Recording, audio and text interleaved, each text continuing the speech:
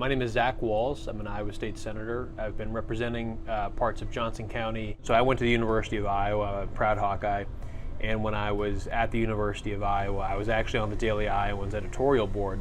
And I remember one of probably my best op-eds that I wrote was talking about some of the challenges that we were seeing in the Iowa City area around manufactured housing, mobile homes, trailer parks.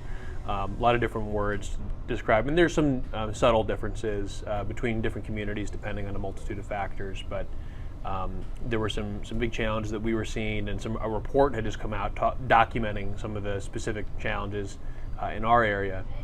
And so it was actually something that when it bubbled up again as a big issue for the state legislature in 2019 had been on my radar previously.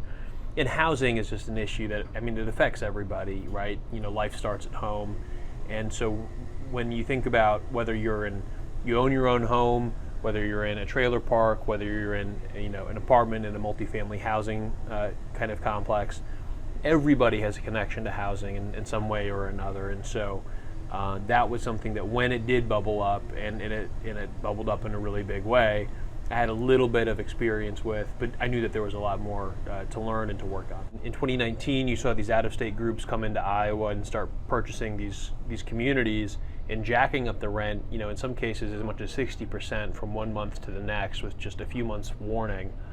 I thought that was totally wrong, and that someone needed to stand up and loudly and clearly say, this is wrong, and in Iowa, we don't treat our neighbors like that. I then got to work trying to put together legislation that would protect these residents from that happening again. And I'm really proud of the work that we did on the front end of trying to put together very thorough legislation that was comprehensive and would have fundamentally transformed how Iowa law protects, or in this today, frankly doesn't protect. It would have changed it to protecting folks who live in mobile homes. And then I was really proud of the work that I was able to do with some of my Republican colleagues, who I think are the ones who I worked with were very fair-minded, thoughtful people. We got 30 co-sponsors out of 50 in the Iowa Senate, 15 Republicans, 15 Democrats, who came together to say, this is what we should do.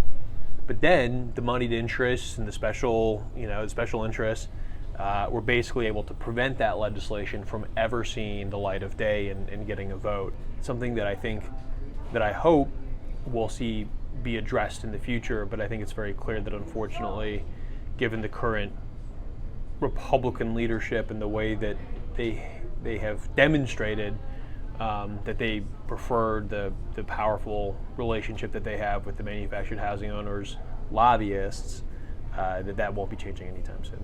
I think if I had to pick one thing for people to know about the folks who live in these communities, I think that there can be a lot of stereotypes, thinking about people who are like white trash or whatever moniker they want to use. And my experience has been that the folks who call these communities home are some of the hardest working, most down-to-earth people I've ever had the pleasure of meeting. I can't stand people who kind of reflexively dismiss or don't care about folks who call these communities home.